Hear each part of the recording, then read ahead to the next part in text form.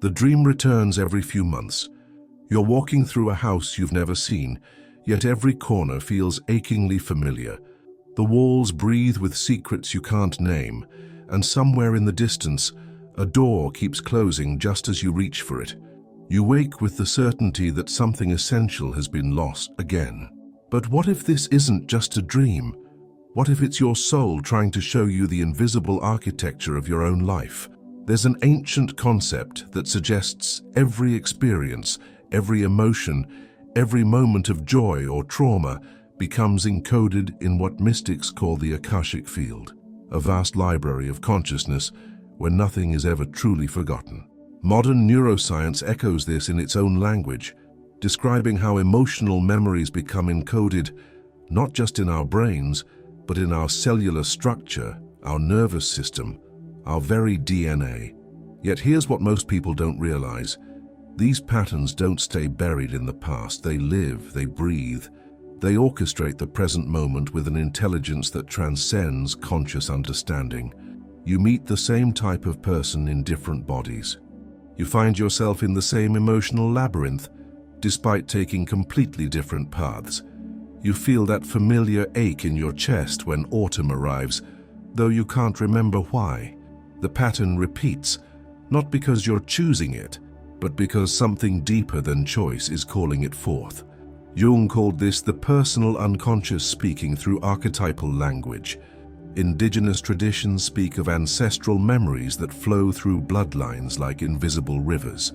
What they all point to is this: you are not living your life in isolation. You are in constant dialogue with an informational field that contains the echoes of every experience, every trauma, every moment of transcendence that has shaped your soul's journey.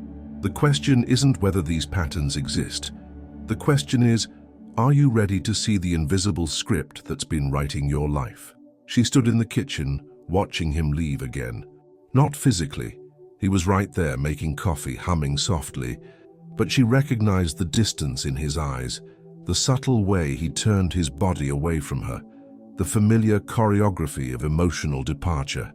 Her chest tightened with a knowing that felt older than this relationship, older than her conscious memory. This wasn't the first time. There had been others. The friend who slowly withdrew after she'd shared too much. The mentor who became unavailable just when she needed guidance most. The parent who was present in body, but absent in soul. Each time she told herself it was different circumstances, different people, different reasons, but the feeling was always the same. Repetition is the soul's way of insisting on an unfinished conversation. When the same emotional pattern appears across different relationships, different contexts, different decades of our lives, we're not witnessing coincidence. We're witnessing the persistent voice of something that refuses to be ignored. Modern attachment theory describes this as our internal working models, unconscious templates formed in early relationships that continue to shape how we connect with others. But there's something more mysterious at work here, something that transcends psychological explanation and ventures into the realm of what we might call emotional prophecy. The body knows before the mind does. That familiar tightening in the throat when someone speaks to you in a certain tone, the way your stomach drops when you enter a room full of people, even before anyone has said a word, the inexplicable urge to flee just when things are going well, or to chase just when someone is pulling away. These aren't random reactions. They're the body's way of reading the Akashic signature of a situation, recognizing the vibrational frequency of an old pattern and preparing to enact it once again. But here's what's both beautiful and terrifying about this process. The repetition isn't punishment, it's invitation. Each time the pattern appears, it's offering you another chance to meet it consciously, to finally hear what it's been trying to tell you all along.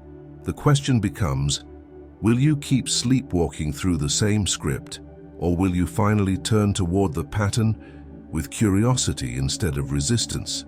In the depths of every repeated pattern lives an archetype, a universal figure that transcends personal history and connects us to the collective unconscious. You might recognize yours, the abandoned child who keeps creating scenarios of being left behind, the wounded healer who seeks salvation through fixing others, the exile who finds reasons to remain forever on the outside looking in. These archetypes aren't just psychological concepts. They're living energies, autonomous forces within the psyche that have their own intelligence, their own agenda, their own way of shaping reality to match their expectations.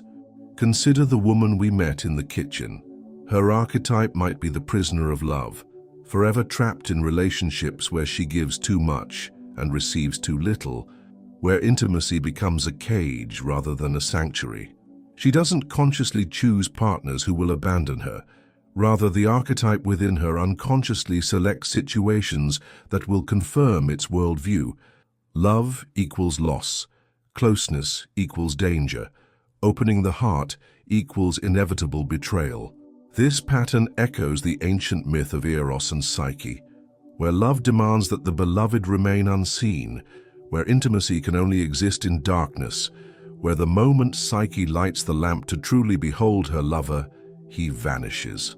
Like Psyche, she has learned that looking too closely at love destroys it, that curiosity kills connection, that the price of truly knowing someone is losing them. The prisoner archetype is particularly insidious because it disguises itself as virtue. "I'm just loving," she tells herself. "I'm just committed." Meanwhile, the archetype continues to weave the same story. The noble sufferer, the one who loves too much, the martyr whose pain validates her worth. But here's what Jung understood, that most therapeutic approaches miss. You cannot simply eliminate an archetype. It's not a disease to be cured or a pattern to be broken through willpower. It's a fundamental part of your psychic structure, and it will find a way to express itself whether you acknowledge it consciously or not. The only way to transform an archetype is to enter into relationship with it, to recognize it as a living force with its own wisdom, its own gifts, its own shadow. The prisoner, for instance, carries within it an extraordinary capacity for loyalty, depth, and spiritual devotion. These are not qualities to be discarded, but rather to be liberated from the limiting story that has contained them.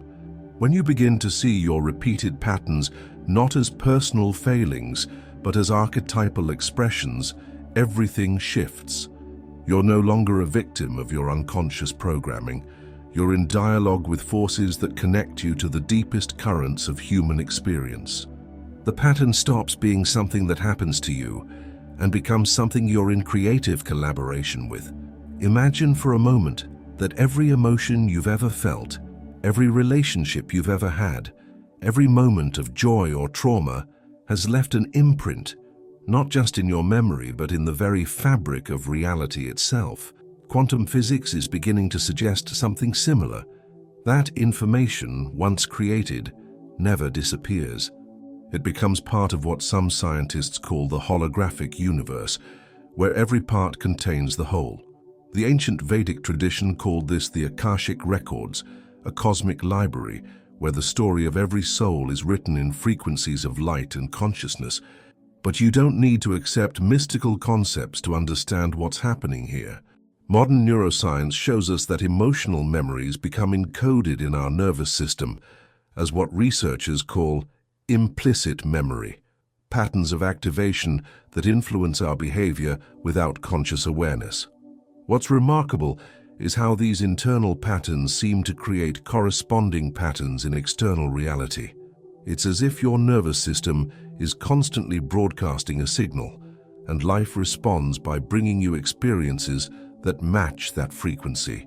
She had been abandoned by her father when she was 7. Not physically abandoned. He lived in the same house, ate dinner at the same table, tucked her into bed most nights.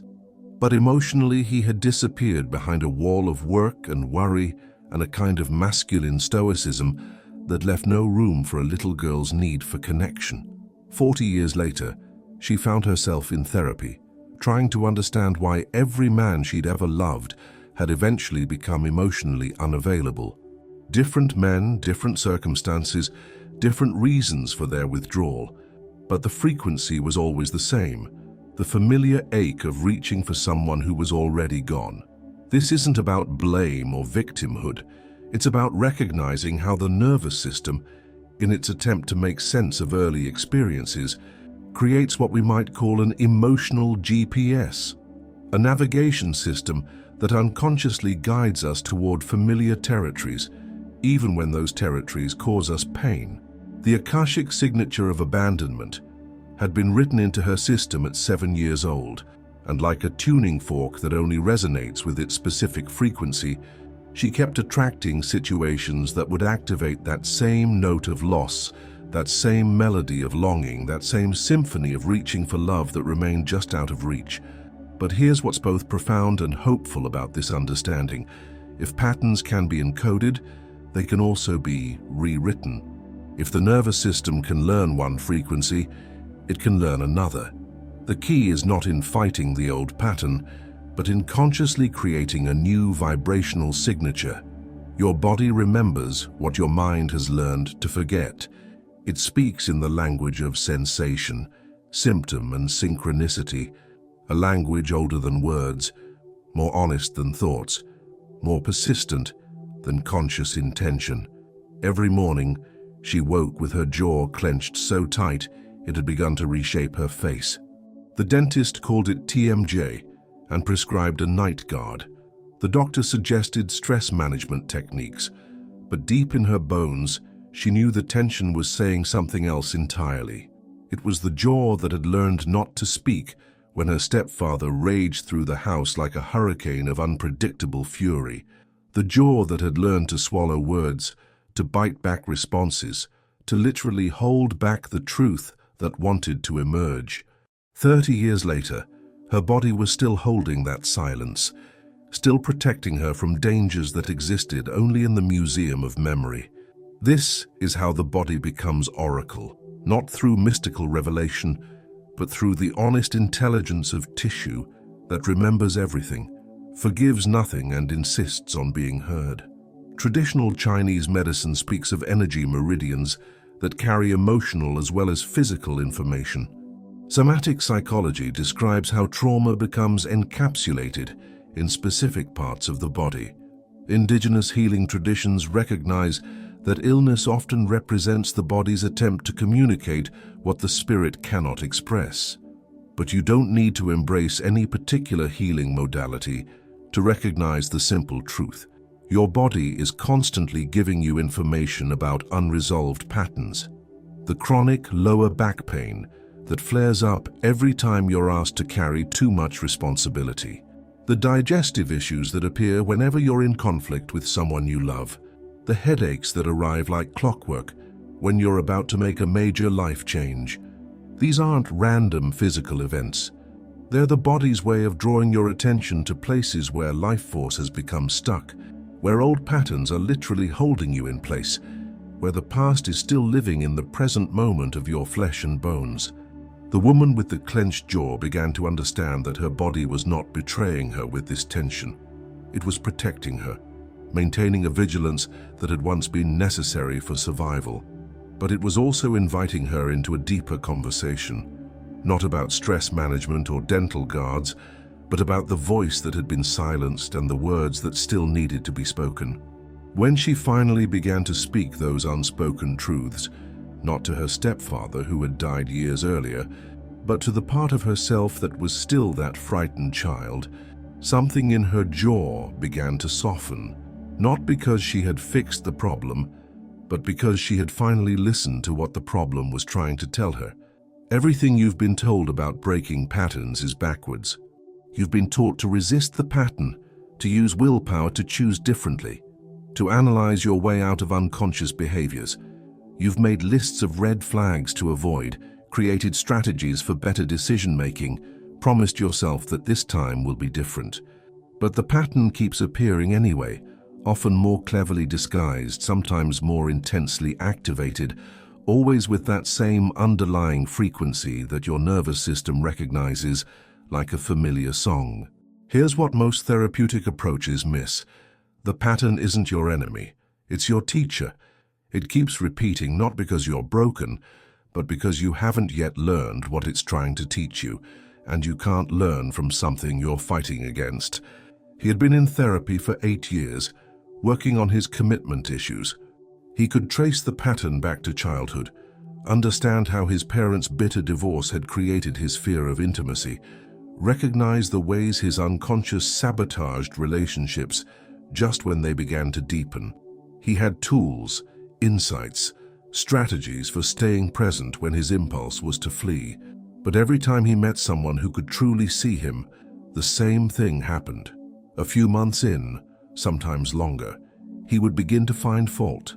Not dramatic reasons to leave, just small irritations that gradually built into a case for why this person wasn't the one. By the time he consciously recognized what was happening, the pattern had already completed itself. Another relationship ended, another opportunity for love lost to the familiar comfort of being alone. The breakthrough came not when he learned to fight the pattern, but when he finally turned toward it with curiosity instead of resistance. What if this urge to flee wasn't a problem to be solved, but a message to be understood? What if his unconscious wasn't sabotaging his happiness, but protecting something precious that didn't feel safe to reveal? In that moment of turning toward rather than away from the pattern, everything shifted. He began to hear what the impulse to flee was really saying. This person might see all of you, including the parts you've learned to hide. This person might stay, which means you'd have to learn to receive love instead of just seeking it. This person might love you not despite your imperfections, but because of your wholeness. The pattern wasn't trying to keep him from love.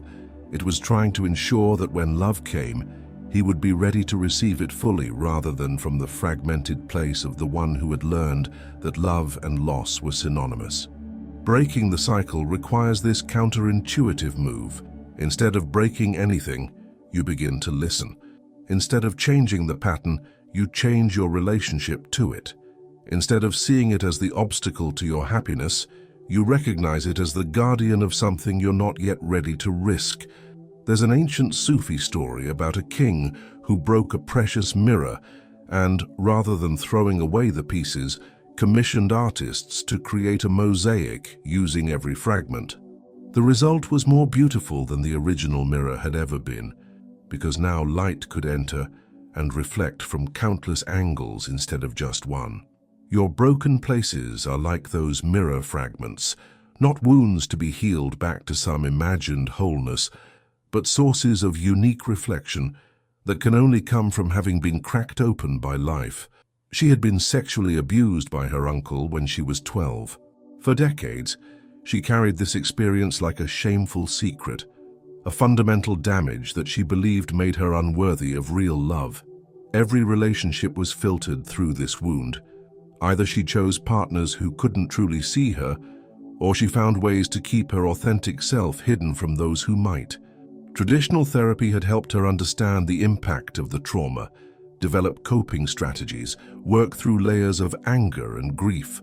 But something remained untouched, some part of her that still believed she was broken beyond repair.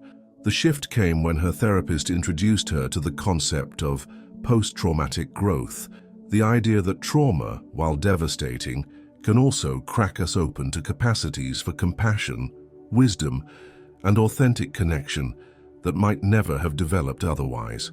It was then that her soul began to speak, not in words but in whispered knowing. You have been carrying this wound like a shield, believing it protects you from being hurt again. But what if it has been preparing you to recognize authentic love when it finally arrives?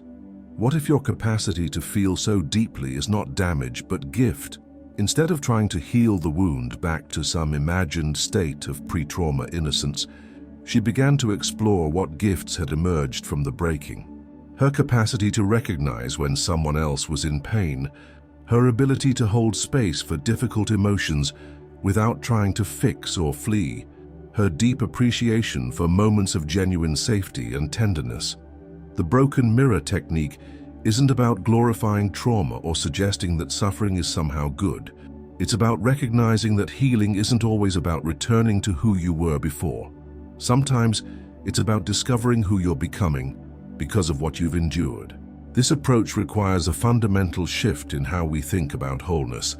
Instead of seeing it as an unbroken state we need to recover, we begin to understand it as the integration of all our pieces, including the ones that have been cracked, the ones that reflect light differently, the ones that show us angles of reality we could never have seen from an unbroken perspective. When she began to work with her trauma this way, something remarkable happened. The wound stopped being the defining feature of her life and became one element in a much larger mosaic. She could feel compassion for the 12-year-old girl who had been hurt, while also recognizing the wise woman who had emerged from that experience. The pattern of choosing unavailable partners began to shift, not because she had healed the trauma, but because she had changed her relationship to her own brokenness.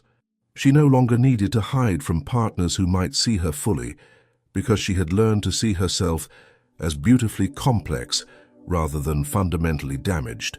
Active imagination, Jung's term for the conscious engagement with unconscious material through imagery and fantasy, might be the most underutilized tool for pattern transformation available to us.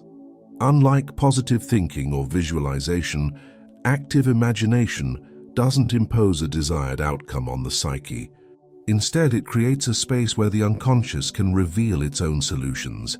The process begins with a simple but radical act. You imagine yourself in a future where the pattern no longer controls your life. Not a perfect future, not a fantasy of having no problems, but a future where you relate to this particular pattern differently. For the woman with the abandonment pattern, this meant sitting quietly and allowing images to arise of herself in relationship with someone who stayed.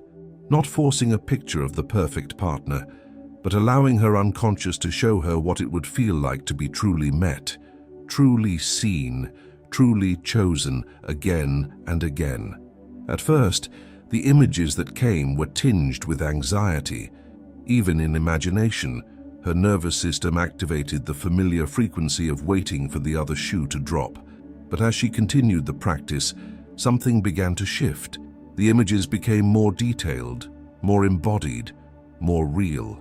She saw herself having a disagreement with a partner and working through it instead of watching him withdraw. She felt what it would be like to be vulnerable and have that vulnerability received with tenderness rather than judgment. She experienced the sensation of being known completely and loved not despite that knowing but because of it. This isn't wishful thinking or manifestation in the popular sense. It's a neurological reality. The brain cannot tell the difference between a vividly imagined experience and a real one. When you repeatedly imagine yourself in a new pattern, you're literally creating new neural pathways, new possibilities for how your nervous system can respond to similar situations in actual life. But active imagination goes deeper than neuroplasticity. It engages what Jung called the transcendent function, the psyche's natural capacity to create something new from the tension between conscious intention and unconscious content. The future she was imagining wasn't separate from her past. It was informed by it. The capacity for deep loyalty that had once expressed itself as clinging became the foundation for commitment.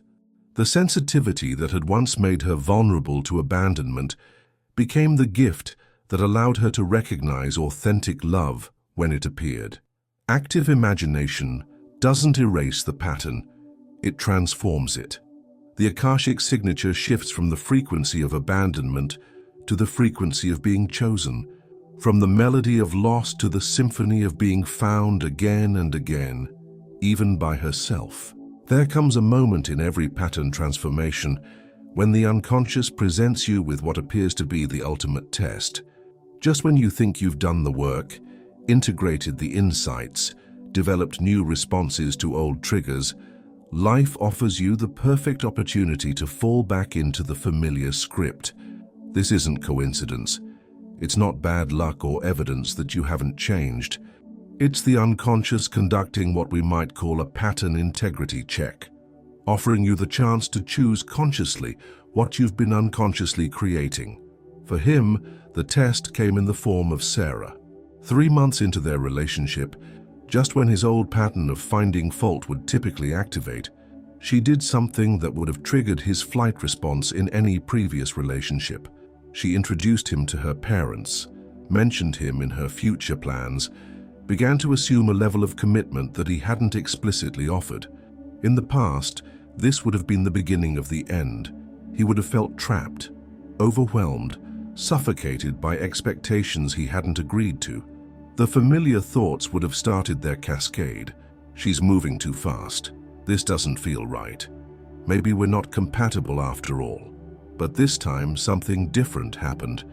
Instead of automatically reacting, he paused. He recognized the familiar sensation in his body, the tightening in his chest, the urge to create distance, the subtle ways his mind began building a case for retreat. But instead of following these impulses unconsciously, he held them with curiosity. This moment called to mind the myth of Orpheus, who journeyed to the underworld to retrieve his beloved Eurydice. The gods granted his request, but with one condition: he must not look back at her until they both reached the surface. Like Orpheus, he had always turned back at the crucial moment, unable to trust that love could follow him into the light without proof, without guarantee, without the familiar comfort of control. What was this feeling really about? Not Sarah's behavior, which was actually quite reasonable and loving, not her pace, which matched his own, until the moment his old pattern activated. It was about the terror of being truly seen, truly claimed, truly included in someone else's vision of the future. The portal of choice opened in that moment of conscious recognition.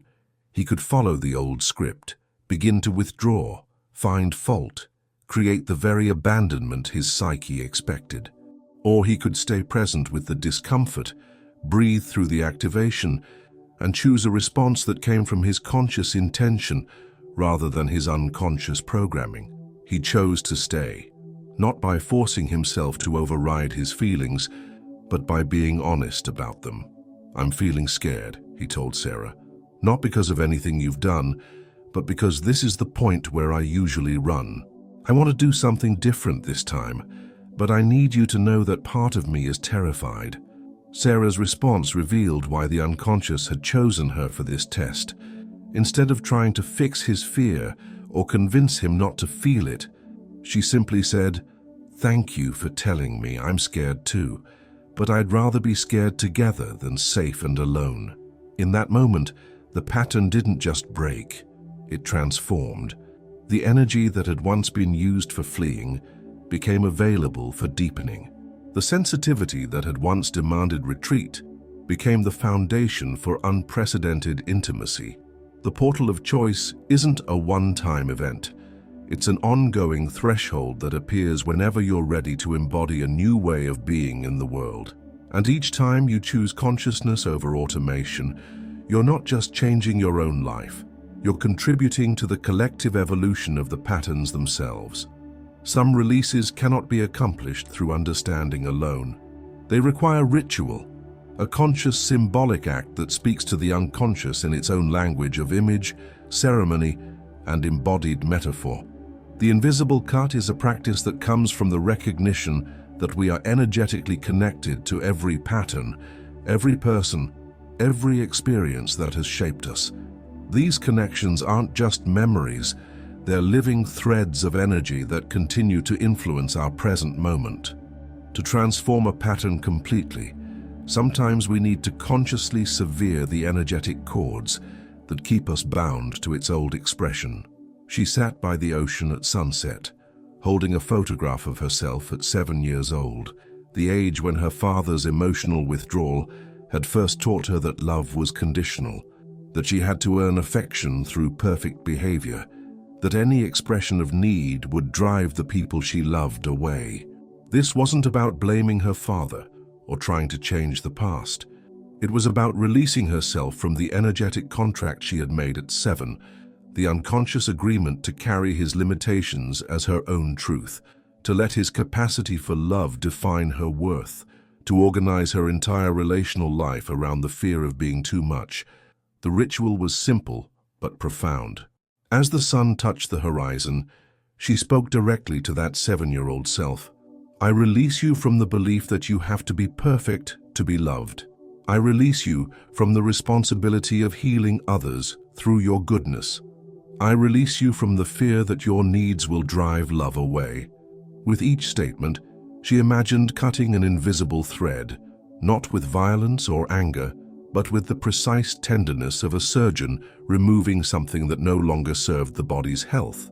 She felt each cord release, each energetic tie dissolve, each old agreement cancel itself with the authority of her adult consciousness. Then came the crucial second part of the ritual, calling in the new. Into the space left by the release, she invited a different possibility. I call in the capacity to be loved exactly as I am. I call in relationships that have room for all of my feelings. I call in the courage to need and the wisdom to receive. The power of ritual lies not in its supernatural effects, but in its capacity to engage the entire system, body, mind, emotion, and what we might call soul, in the process of transformation. The unconscious responds to symbolic action in ways that purely mental processes cannot reach. That night she dreamed of her 7-year-old self running freely through a meadow, laughing with abandon, completely unaware that anyone might judge her joy. When she woke, something fundamental had shifted, not just in her thoughts or feelings, but in the very frequency of her being. The invisible cut had severed her from the old Akashic pattern and created space for a new one to emerge. Transformation doesn't announce itself with trumpets and lightning. It arrives quietly, often so subtly that you might miss it if you're expecting dramatic change. The new pattern doesn't replace the old one like a software update. It grows around it, through it, from it, the way a tree grows around a wire fence until the metal becomes part of the living wood. 6 months after her ritual by the ocean, she found herself in an argument with her partner. Not an unusual event in itself, but something was different about how she moved through it. Where she would once have become hyper-vigilant to signs of his withdrawal, scanning his face for evidence that her anger was driving him away, she found herself staying present with her own feelings. When he needed space to process, she didn't interpret it as abandonment. When he came back to continue the conversation, she didn't flood him with gratitude for not leaving. She simply met him where he was, expressed what she needed to express, and trusted that the relationship was large enough to hold both of their authentic responses. The old pattern was still there. She could feel the familiar neural pathway lighting up, the ancient worry that conflict meant loss, but it no longer dominated her experience. It had become one voice in a much larger chorus, a familiar melody that no longer determined the entire song. This is what pattern transmutation looks like, not the absence of the old, but the presence of something larger. The abandoned child archetype that had once run her relationships was still part of her psychological ecosystem, but it was no longer the only voice in the room. Now it sat alongside the wise woman, the conscious adult, the part of her that had learned to be both vulnerable and boundaried, both open and discerning.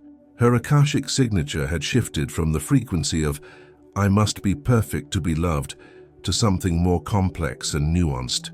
I am worthy of love exactly as I am, and I'm also responsible for communicating my needs clearly and choosing partners who can meet me in genuine intimacy. The echo of the new doesn't erase the old, it harmonizes with it. The capacity for deep loyalty that had once expressed itself as clinging became the foundation for commitment. The sensitivity that had once made her hyper-vigilant to signs of abandonment became the gift that allowed her to attune to her partner's genuine needs rather than just her own projections. But perhaps the most profound change was this: she no longer needed the pattern to resolve in order to feel whole. She could hold the complexity of being both someone who had been hurt by love and someone who was brave enough to love again. The broken mirror of her heart had been reassembled, not into its original form, but into something more beautiful, a kaleidoscope that could reflect light from angles she had never imagined possible. When the pattern is truly transmuted, you realize it was never your enemy. It was your teacher, your protector, your ally in disguise. It kept repeating not to punish you, but to prepare you for the moment when you would be ready to meet it consciously, to dance with it rather than be danced by it, to transform its energy from unconscious compulsion to conscious choice. The new pattern doesn't feel like a pattern at all. It feels like freedom, not the freedom from limitation, but the freedom to choose your response to limitation. Not the freedom from pain, but the freedom to alchemize pain into wisdom. Not the freedom from the past, but the freedom to let the past inform your present without imprisoning it. This is how souls evolve, not by transcending their humanity, but by embracing it so completely that even their wounds become doorways to deeper love. The Akashic pattern that once felt like a prison becomes the very key that unlocks the door to who you were always meant to become. In the end, you realize that the pattern was never repeating randomly. It was spiraling, moving through the same themes at deeper and deeper levels, until you were finally ready to meet it, not as victim or victor, but as conscious participant in the ancient dance between fate and freedom, between what is given and what is chosen, between the story you inherited and the story you have the courage to write. Before you sleep tonight, sit quietly and ask yourself, what pattern in my life is asking to be seen not as an enemy, but as a teacher? Listen not with your mind, but with the deeper intelligence of your body, your dreams, your soul. The answer is already there, waiting in the space between your heartbeats, in the pause between thoughts, in the infinite library of your own becoming.